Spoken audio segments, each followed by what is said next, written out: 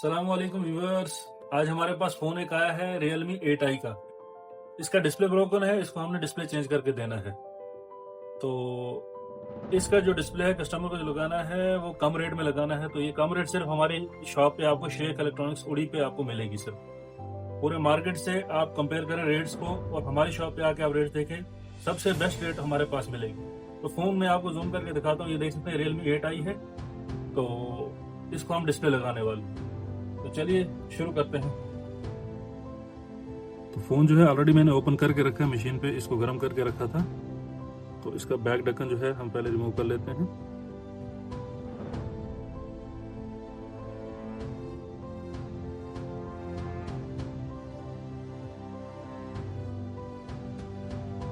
इस फ़ोन को साइड में आती है फिंगरप्रिंट।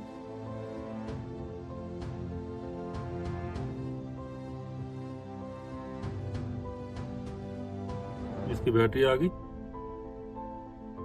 और यहाँ पे एक पत्ता इस तरफ से आपको दिख रहा होगा, ये आता है MP पत्ता, जो चार्जिंग वगैरह सब लेके जाता है फ़ोन की। जो माइक वगैरह है, स्पीकर है, इसका काम ये पत्ता लेके जाता है सीधा बोर्ड में सप्लाई के लिए।